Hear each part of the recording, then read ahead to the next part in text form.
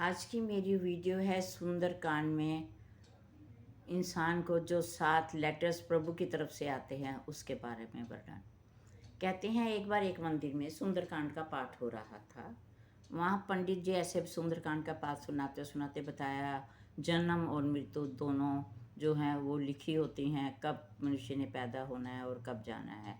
तो एक मनुष्य वहाँ भक्त बैठे थे जो कि मृत्यु से बड़ा डरते थे।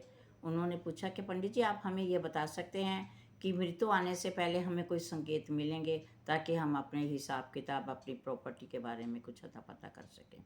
वो कहते हैं बिल्कुल, आपको 4 लेटर आएंगे जिससे आपको पता लग जाएगा कि आपकी जाने की तैयारी है। आपको ये रिमाइंडर्स मिलते रहेंगे, एक के बाद दो, दो के बाद 3 और फिर 4। वो कहते हैं वो कौन से होंगे? कहते हैं जब समय आएगा तो आपको पता चल जाएगा।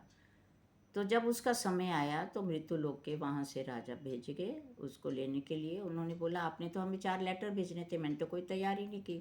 वो कहते हैं चारों लेटर हमने आपको भेजे हैं पर आपने उसको इग्नोर किया है। वो कहते हैं कहाँ भेजे हैं? कहते हैं आपने रिसीव किया, मैं बताता हूँ। पहला लेटर था कि आपके बाल सफ़ेद होने शुरू हो गए। जब आपके बाल सफ़ेद होने लगे तो आपको ये समझना चाहिए कि आप जो है वो नीचे की ओर जा रहे हैं, आपका जो शरीर है वो ढलता जा रहा है। तो आपने इंस्टेड ऑफ कि ये ध्यान दो कि हमें प्रभु का सिमरन करना चाहिए, अब हमारे जाने की तैयारी है, आपने उन बालों को डाई करके अपने आप को फिर वैसे ही यंग महसूस किया। दूसरी पत्र आया आपको आँखों की रोशनी का जाना। जैसे जैसे हमारी उम्र बढ़ती जाती है तो हमारी आँखों की रोशनी कम हो जाती है। उसको भी हम क्या करते हैं, बड़ी बड़ी मोटी शीशों की ऐनकें लगाकर अपनी पूरी ज़िंदगी का सुधार करने के लिए हम उसको भगवान की भेजी हुई चीज़ों को भी जो है उसको तोड़ मोड़ देते हैं। तीसरा होता है कि दांतों का टूटना।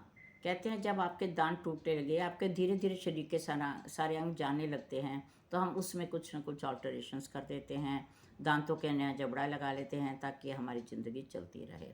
पर हम ये नहीं सोचते कि ये सब ऐसा क्यों हो रहा है, उसमें अब हमने क्या करना है। जहाँ हमने जाना है उस प्रभु को तो एटलीस्ट हम याद कर लें, ऐसा नहीं सोचते, हम अपनी ही ज़िंदगी में मस्त रहते हैं। तो एट लास्ट क्या होता है, हमारे शरीर के काफ़ी अंग जो हैं जब हमारी ऑर्गन्स काम नहीं करती, हमारा शरीर जाने की तैयारी में होता है, तो हम पैसे के अहंकार में आकर खूब पैसे खर्च के अपनी ट्रीटमेंट कराते हैं। पर ट्रीटमेंट से कोई भी इंसान जो है वो अमर नहीं रहता, उसने एक ना एक दिन जाना ही है और जाके ही रहता है। इसलिए हमें इन सब चीज़ों की इंडिकेशन मिलने के बावजूद भी हम अपने आप में सुधार नहीं करते, हम प्रभु का सिमरन नहीं करते, हम राम नाम का नाम नहीं जपते हैं।